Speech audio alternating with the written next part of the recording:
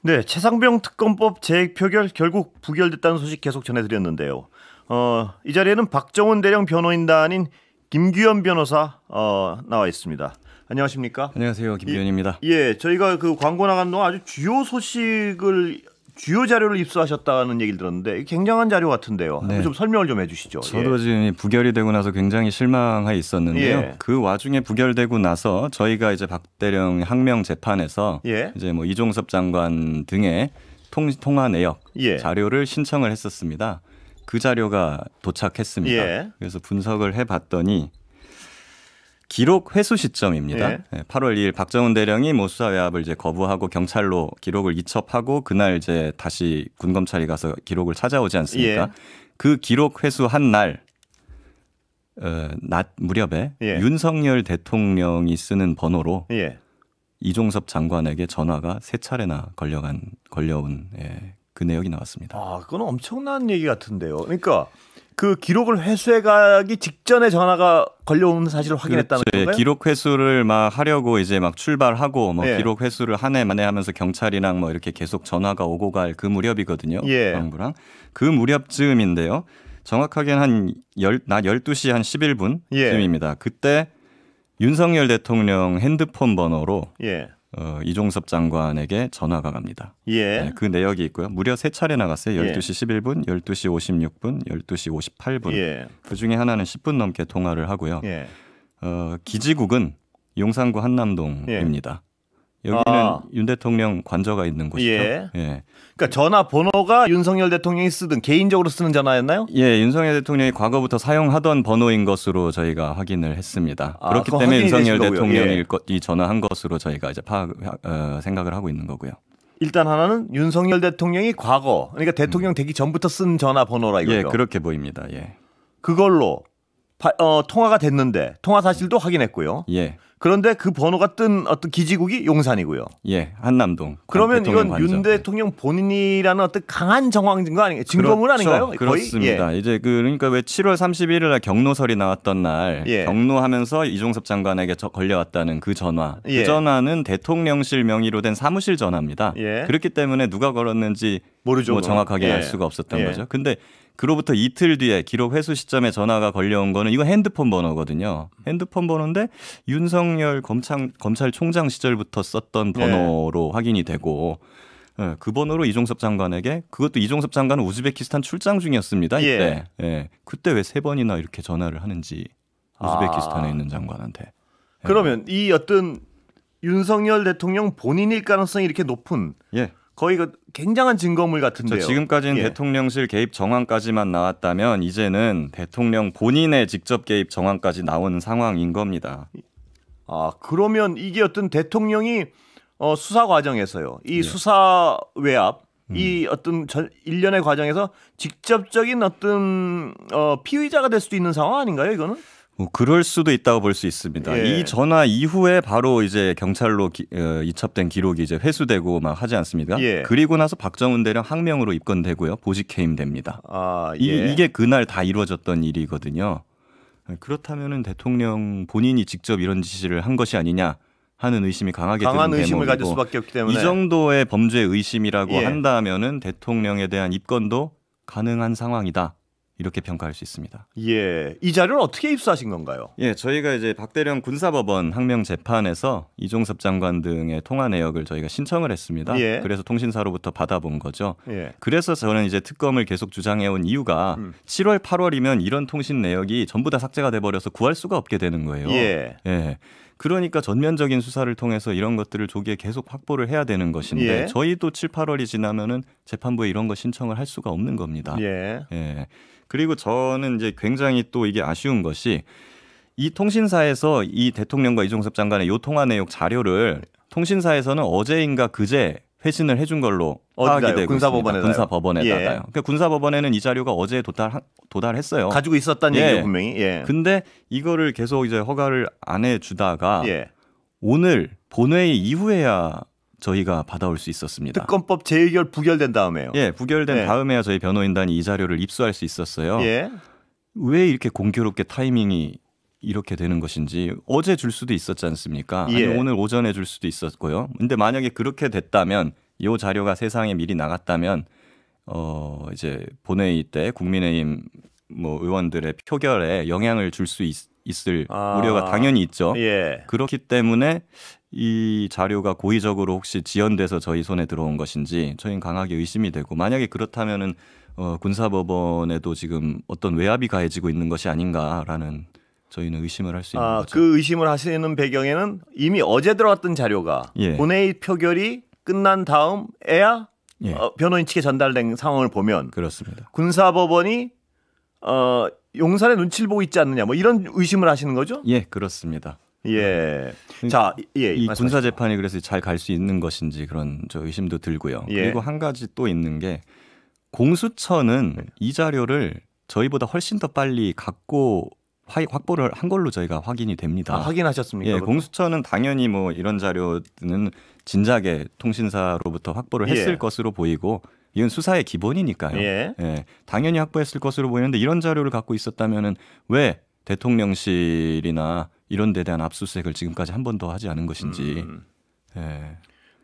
지금 그 말씀은 공수처가 상당한 외압에 시달렸을 것이라는 추정을 뒷받침하는 근거다, 이 외압에 말씀이시죠? 시달렸을 수 있거나, 아니면은 공수처가 일부러 하지 않았거나, 아니면 공수처가 너무 지금 소수의 인력으로만 바쁘게 수사를 하고 있다 보니까 여기 대통령실까지 할 여력이 없었거나, 이런 겁니다.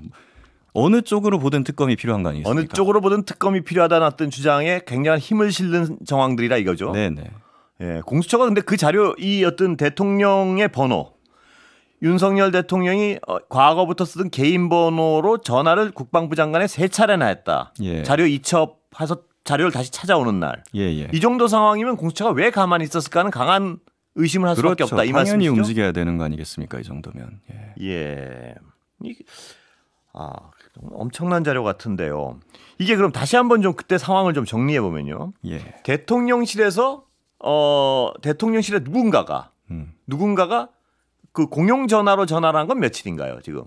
공용전화 전화한 건 작년 7월 31일입니다. 작년 7월 31일이죠. 예, 그날 어떤 날이냐면 국방부 장관까지 수사 결과가 보고돼서 경찰 이첩하겠다고 보고하고 이종섭 장관이 오케이 한 게 7월 30일입니다. 예. 30일이죠. 그리고 31일은 이 결과를 언론 브리핑하기로 되어 있었습니다. 그날 아침에 대통령실에서 쓰는 공용 사무실 전화로 이종섭 장관한테 전화가 가고, 그날 또 경로했다는 얘기가 들리고 전화가 가고, 이종섭 장관이 언론 브리핑 취소하고 이첩을 보류하라는 지시를 한 거죠.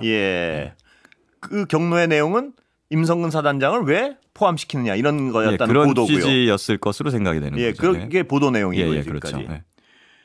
그러면 그날은 대통령실에 누군가가 전화를 해서 하여튼 그 대통령의 경로 사실을 전했고, 그 누군가는 왜 전화를 했냐, 누구 때문에 그런 전화를 했겠느냐, 대통령의 경로 사실을 전한 누군가는. 그렇습니다. 근데 이제 여러 가지 말을 들어보면, 대통령 경로서를 나도 들었다고 말하는 그런 사람들의 말을 들어보면 대통령이 경로에서 국방장관한테 전화를 걸었다, 이런 소식이거든요. 게다가 이 기록 회수 시점에 이제 윤석열 대통령 개인 폰번호로 이종섭 장관한테 전화한 것도 나왔지 않습니까? 그렇다면 7월 31일 애초에 처음에 경로설이 나온 날 대통령 공용번호로 이종섭 장관한테 전화한 것도 본인일 수도 있다. 본인일 가능성이 상당히 높아지는 거 아니겠습니까? 그런 의심을 할 수밖에 없다는 말씀이시죠? 누군가 시켜서 전화한 게 아니고. 근데 선뜻 정말 이해가 안 되는 부분이요. 공수처에서는 여러 가지 이 사건에 대한 수사 진척 사항이 보도되고 있습니다, 가끔. 근데 이 가장 핵심적인 이 사안이 왜 안 나왔을까요? 발표도 안 했고. 그러니까요. 근데 아까 말씀드렸지만 굉장히 그 부분이 좀 실망스럽기도 하고 안타깝기도 합니다. 그러니까 뭐 일부러 안 했거나 아니면 여력이 없거나 외압을 받았거나 세 개 중에 하나 아니겠습니까? 그래서 저는 이제 다 해당될 수 있다고 보는데, 공수처는 지금 김계환 사령관 쪽 관련돼 가지고 뉴스가 많이 나왔죠. 수사도 진척이 그쪽으로 되고 있고. 김계환 사령관은 이 수사에서 시작 단계에 불과한 쪽이에요. 김계환 사령관을 수사하고 그 다음에 이제 김계환 사령관한테 외압을 넣은 이종섭 장관 같은 국방부 인사들을 수사하고, 대통령실은 그 국방부를 한 다음에 수사를 할 수 있는 거거든요. 그렇죠. 수사의 기본 순서상 이렇게 됩니다. 근데 아직도 김계환 사령관 해병대 사령부 수사를 하고 있는 거예요. 저는 일부러 이러는 게 아니라면은 열심히 하는 걸로 보입니다만. 아직도 김계현 사령관을 하는데 한 달 넘게 이렇게 쓰고 있다는 건 여력이 없는 거다. 이거. 여력이 없는 거다. 일부러 그러는 게 아니라면 여력이 없는 것이다. 저도 검사를 해봤지 않습니까? 검사 공수처 수사팀이 검사 한 3-4명 정도라고 합니다. 3-4명이서 이 정도 사건 규모의 수사를 하라는 거는 죽으라는 겁니다. 도저히 할 수가 없어요. 그러니까 의지도 의심해 볼 수 있지만 여력 자체도 아예 불가능한 어떤 인력 구조다. 그렇죠. 검찰이었으면 이 정도 규모의 수사면은 검사를 적어도 10명, 20명, 30명 이상 투입할 겁니다. 그러니까 특검의 필요성은 자연스럽게 설명이 되는 부분이다. 그렇습니다. 이런 말씀이시죠. 앞으로 변호인단은 어떤 전략이십니까? 저희는 기본적으로 진실이 언젠가 드러난다는 입장은 변함이 없습니다. 다만 그것이 이제 조금 늦어지느냐 빨리 드러나느냐라는 것이죠. 그리고 진실은 그런 게 있어요. 늦게 진실이 드러날수록 그걸 숨겼던 사람들은 더 가혹한 결과를 맞게 될 겁니다. 자, 오늘 얘기로 잠깐 워낙 어떤 큰 소식을 가져오셔가지고 오늘 얘기가 좀 늦어졌는데요. 그 부결되는 현장 있으셨습니까 혹시? 방청하고 있었습니다. 어떤 상황이었습니까 보시기에? 굉장히 실망스러웠고 뭐 예상했던 것보다 이탈표가 거의 안 나온 상황이지 않습니까? 여전히 이제 국민의힘의 의원들은 헌법기관으로서의 양심이 아니라 용산만 여전히 바라보고 있구나. 그런 느낌을 지울 수가 없었습니다. 같이 방청한 노 해병부터 젊은 해병까지 분노를 감추질 못했어요. 험한 말을 하는 분도 있었고 벽을 치는 분도 있었고 정말 내가 이분들한테 죄송스러울 정도였습니다. 그런데 김기현 변호사는 오늘 그 모습을 보고 또 오늘 이 새로운 어떤 자료를 입수하면서 특검의 필요성은 절대적으로 느끼셨다. 뭐 이 말씀 같은데. 그렇습니다. 진실은 계속 밝혀져야 되고 22대 국회에서도 특검도 돼야 될 것이고 특검을 받지 않는다면 국정조사도 저는 해야 된다고 보고요. 그리고 이 재판 그리고 공수처 수사도 뭐 부족할 수 있지만 계속되어야 한다고 봅니다. 언젠가 진실은 밝혀지니까요. 그리고 워낙 중요한 어떤 자료를 말씀을 해주셔가지고 다시가 그 오늘 어떤 입수한 자료의 의미 다시 한번 좀 정리를 좀 해주시죠. 군사법원의 통신사로부터 어제 통화 내역 자료가 도달을 했습니다. 그 통화 내역 자료는 저희 박정훈 대령 변호인단한테 오늘 본회의에서 특검법이 부결되고 나서야 전달이 됐습니다. 어제 전달될 수도 있었는데요. 그 자료를 봤더니 박정훈 대령이 이제 국방부나 이런 데 외압을 거부하고 경찰로 기록을 이첩하고 다음 그날 동시에 군검찰이 기록을 회수하고 박정훈 대령이 보직해임되고 그날입니다. 그날 기록 회수를 하러 떠나기 전에 윤석열 대통령이 이종섭 장관에게 3차례 윤석열 대통령의 전화번호로, 개인 전화번호로, 그렇습니다. 윤석열 대통령이 과거에 개인 전화번호로 이종섭 장관에게 3차례에 걸쳐서 전화가 간 것으로 되어 있는 자료였습니다. 그 전화번호로 전화가 갔다는 그 자체는 확인됐고요. 그러면은 이게 상당히 뭐 3분, 10분 막 이렇게 꽤 길게 통화를 하거든요. 어떤 통화가 오갔을 것인가. 당연히 저는 기록 회수나 뭐 박정훈 대령의 보직 해임이나 항명 혐의로 이걸 수사하라는 내용이나 이런 내용들이 포함되었을 가능성이 있다. 저는 이렇게 생각합니다. 구체적인 내용이 포함될 수 있을 가능성이 있다. 왜 그러냐면은 이게 굉장히 신속하게 이루어지거든요. 이 전화가 가고 갑자기 경찰에 가서 군검찰이 무리하게 기록을 찾아오고 박정훈 대령이 보직 해임되고 군검찰이 동시에 해병대 사령부까지 가가지고 막 사령관을 조사하고 하거든요. 이런 것들이 하루에 일사불란하게 순식간에 이루어지는 것은 굉장히 높은 사람의 지시가 아니고서는 불가능하지 않겠습니까? 그것이 모두 윤석열 대통령의 원래부터 쓰던 전화번호로 전화가 3차례 간 이후에 이뤄진 일들이다. 그렇습니다. 굉장한 어떤 강력한 권력자가 전화를 하지 않고는 이루어질 수 없는 속도와 그렇죠. 그리고 그 당시 이종섭 장관은 우즈베키스탄 해외 출장 중이었습니다. 출장 중인 장관한테까지 전화해서 이렇게 지시를 한다는 것은 그런 말을 한다는 것은 정말 뭔가 강력한 의지를 가지고 한 것이 아니었겠는가. 뭐 그런 지시가 있었다면요.